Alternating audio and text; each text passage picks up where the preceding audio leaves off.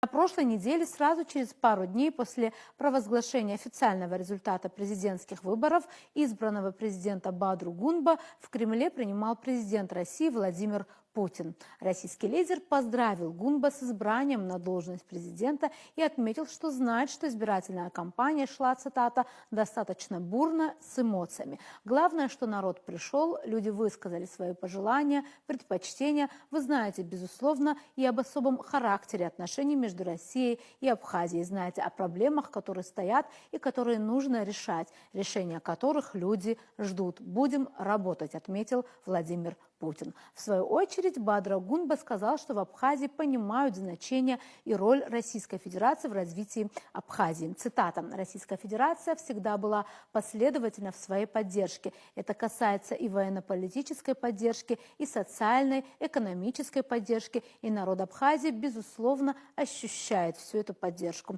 Со своей стороны, конечно же, понимаю всю ответственность, возложенную на меня народом Абхазии. И в рамках своей предвыборной кампании, в рамках своей государственной деятельности я всегда обращал внимание на приоритеты. Конечно, безусловно, это сотрудничество с главным нашим стратегическим союзником», отметил Гунба. Спасибо большое за сегодняшнюю встречу. Безусловно, в первую очередь хотел бы отметить, что именно благодаря вашей поддержке народа Абхазии и республики в целом сегодня Абхазия имеет возможность развиваться, выстраивать свои экономические отношения главным образом с Российской Федерацией. Народ Абхазии помнит то историческое решение, которое принималось о признании абхазской государственности.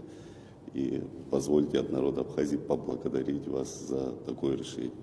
По мнению исполняющего обязанности министра иностранных дел Абхазии Сергея Шамба, Бадра Гунба и Владимир Путин обсудили жизненно важные для абхазского народа и государства вопросы, а также взаимоотношения с Россией. В интервью нашей телерадиокомпании Сергей Шамба отметил, что главы государства затронули вопросы, связанные с безопасностью Абхазии, что сейчас особенно важно, так как идет глобальная борьба за переустройство мировой системы. В этом плане мы получили надежные гарантии нашей безопасности в соответствии с договорами, которые у нас есть, с союзническим договором. В случае военной угрозы Россия выступает защитником нашего государства, нашего народа. Так что это для нас очень важно, сказал Шамба. Также он отметил, что совершенно очевидно, что мы вступаем в новый этап нашего развития. Это связано с тем, что Россия готова оказать всяческую помощь в развитии Абхазии, сказал он.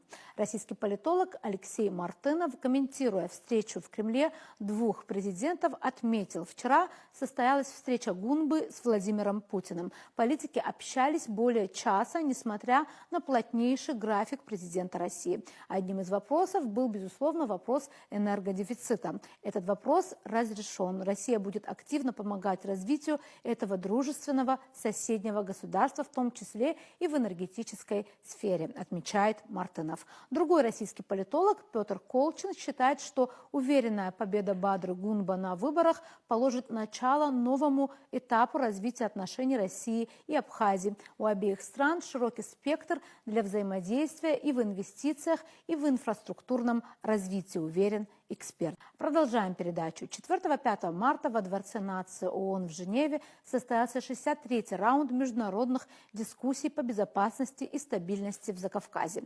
В переговорах приняли участие делегации Республики Абхазия, Республики Южная Осетия, Российской Федерации, Грузии, США, а также международных организаций ООН, ЕС и ОБСЕ. В состав абхазской делегации, возглавляемой исполняющим обязанности заместителя министра иностранных дел Республики Абхазия Дисем Бигвава, вошли сотрудники МИД Абхазии Лаша Авицба и Артур Гагуля, а также депутат Народного собрания парламента Абхазии Батал Джопу. Основному дню переговоров предшествовали двусторонние консультации, которые состоялись 4 марта. Работа дискуссий традиционно прошла в формате двух рабочих групп по безопасности и по гуманитарным вопросам. В ходе раунда основных переговоров всеми участниками была подчеркнута готовность прикладывать все усилия для обеспечения эффективного процесса работы во имя мира, безопасности и стабильности. Во время переговоров представители всех сторон подтвердили заинтересованность в возобновлении работы механизма по предотвращению и реагированию на инциденты в городе Гал. Участники заявили, что любые усилия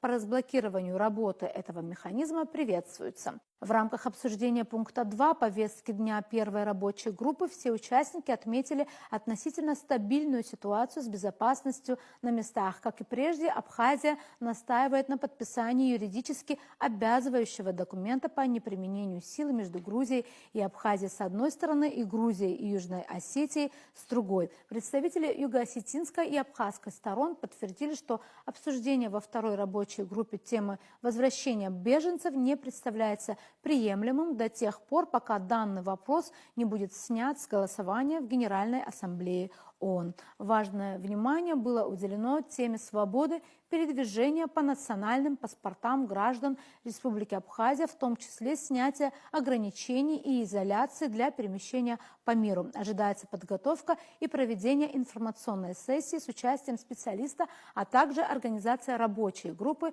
по этим важным вопросам на следующем раунде. Все стороны подтвердили приверженность продолжению работы в рамках международных дискуссий. По мнению глав делегаций, потенциал дискуссии до конца не исчерпан. Международные дискуссии будут продолжены. Проведение 64-го раунда намечено на вторую половину июня 2025 года. На сегодня на этом все. Будем продолжать следить за самыми важными событиями вокруг Абхазии. До новых встреч в эфире.